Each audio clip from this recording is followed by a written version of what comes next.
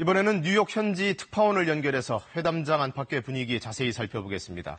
김철우 특파원, 오늘 두 정상의 만남 상당히 중요한 이정표가 될 것 같은데 그만큼 분위기도 상당히 진지했죠?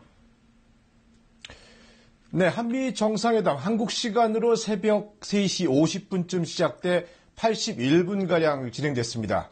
정상회담 내내 한미 양정상 화기애애하면서도 한반도 비핵화 문제를 진지하게 논의한 것으로 전해졌습니다. 회담 시작에 앞서 한미 양 정상이 모두 발언을 하는 모습입니다. 문재인 대통령에 비해 트럼프 대통령 다소 상기된 표정을 보이기도 했습니다. 잠시 후 있을 한미 정상회담에 대한 기대감을 엿볼 수 있습니다. 모두 발언에서 두 정상은 남북미 관계 개선과 관련해 상대 정상의 노력에 고마움을 밝혔습니다.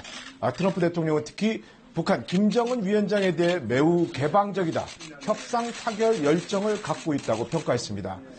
정상회담에서 두 정상은 최근 남북 정상회담의 성과를 공유하고 한반도 비핵화 방안을 조율했습니다. 자, 트럼프 대통령 이번에도 트위터에 자기 소감을 올렸다면서요?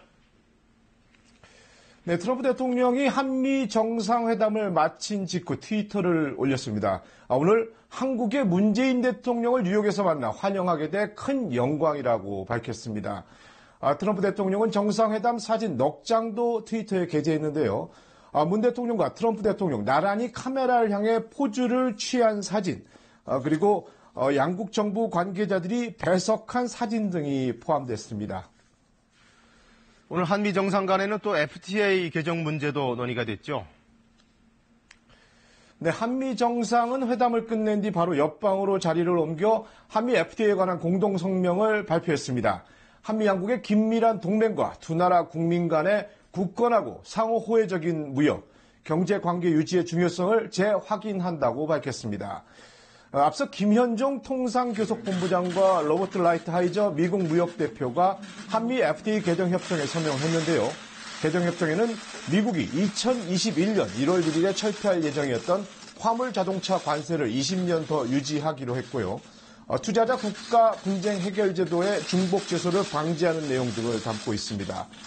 그동안 독소 조항으로 꼽히던 투자자 국가 사이 분쟁 해결 제도의 소송 남용이 다소 줄어들 것으로 보입니다.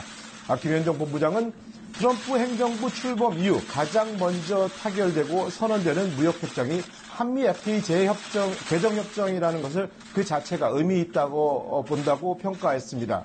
문재인 대통령은 한미 FTA 개정협정에 관한 공동 성명을 발표한 뒤 구테러스 유엔 사무총장을 면담했습니다.